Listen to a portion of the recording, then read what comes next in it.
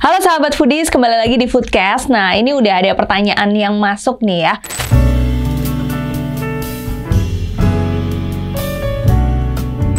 Nah, ini pertanyaan yang menarik ya teman-teman.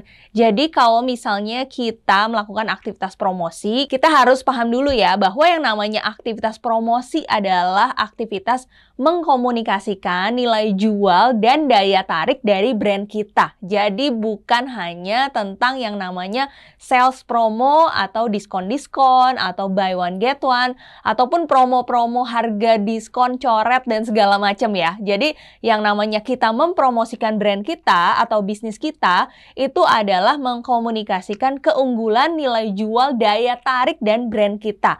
Jadi nggak hanya soal promo-promo aja, malahan sebenarnya teman-teman bisnisnya itu harus bisa hidup ya. Jadi customer itu harus mau membeli produknya teman-teman walaupun kita lagi nggak ada diskon ataupun promo. Jadi kita harus menciptakan nih nilai jual dan juga manfaat yang benar-benar dirasakan dan dibutuhkan oleh target market kita. Nah, sebelum ngomongin kita tentang berapa lama sih atau berapa frekuensinya, kita harus tahu beberapa hal nih.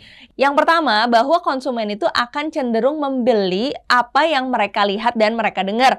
Apalagi saat ini di zamannya era social media, online media. Jadi apa yang konsumen lihat dan konsumen dengar itu banyak banget ya. Termasuk kompetitor-kompetitor kita yang memperebutkan juga wallet share yang sama dengan yang kita ingin dapatkan dari customer kita. Nah, yang kedua nih, dari data riset foodies terbaru juga bahwa konsumen itu menemukan atau mendapatkan informasi tentang kuliner yang ingin mereka beli itu dari media online.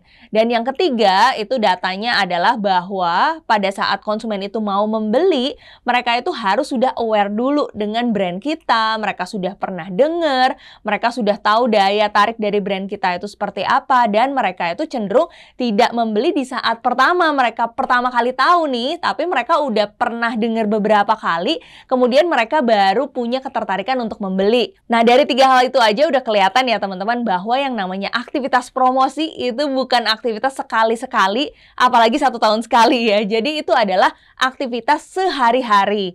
Jadi teman-teman perlu memiliki agenda ataupun kalender ya, yang disebut dengan marketing kalender, supaya di setiap bulan itu teman-teman punya sesuatu yang menjadi wow faktor, kemudian sesuatu yang bisa menarik perhatian, dan aktivitas kita mengkomunikasikannya itu setiap hari. Aktivitas setiap hari ini ya tentu saja dengan media-media yang digunakan oleh target market kita ya.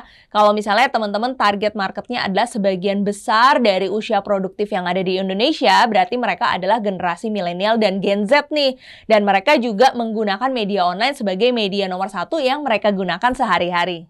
Nah, jadi teman-teman di setiap hari manfaatkanlah media online yang dimiliki ya, seperti sosial media pribadi, atau misalnya bekerja sama dengan key opinion leader untuk melakukan aktivitas promosi. Tadi ya, bahwa aktivitas promosi itu bukan hanya terkait diskon-diskon, bukan harga-harga coret, bukan sales promo, tapi juga mengunggulkan atau mengkomunikasikan keunggulan dan manfaat dari brand teman-teman. Nah, 3 hal ini bisa diikuti ya. Yang pertama adalah punya wow faktor ya. Jadi teman-teman harus punya wow faktor supaya target market kita ini tuh aware dan nengok gitu ya, dan mereka pengen coba produk kita. Contohnya lagi, misalnya kita juga bisa mengkomunikasikan proses produksi kita yang higienis, yang halal, sehingga customer pada saat mau membeli produk kita juga mereka peace of mind ya, karena mereka tahu prosesnya dibuat dengan baik. Terus yang ketiga juga, misalnya kita juga melakukan aktivitas promosi jika ternyata brand atau bisnis kita ini adalah tempat nongkrong. Ya berarti kita kasih tahu nih bahwa di tempat kita itu kalau nongkrong tuh nyaman, tempatnya bersih, kemudian musolanya juga nyaman, adem,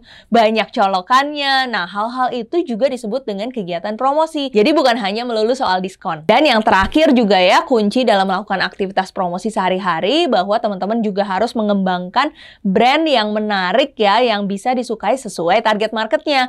Dari desain-desainnya, kemudian kemasannya juga sesuai, kemudian juga daya tariknya, dan tentu saja memenuhi kebutuhannya target market kita. Itu ya teman-teman, semoga informasinya bisa menjawab pertanyaan tadi ya, bahwa aktivitas promosi jangan kalah sama tetangga-tetangga sebelah ya, karena mereka yang bisa omsetnya besar-besar dan juga stabil, itu aktivitas promosinya juga banyak dan dilakukan secara terus-menerus setiap hari. Oke sahabat foodies, sampai ketemu di Foodcast selanjutnya, dan maju terus industri kuliner Indonesia.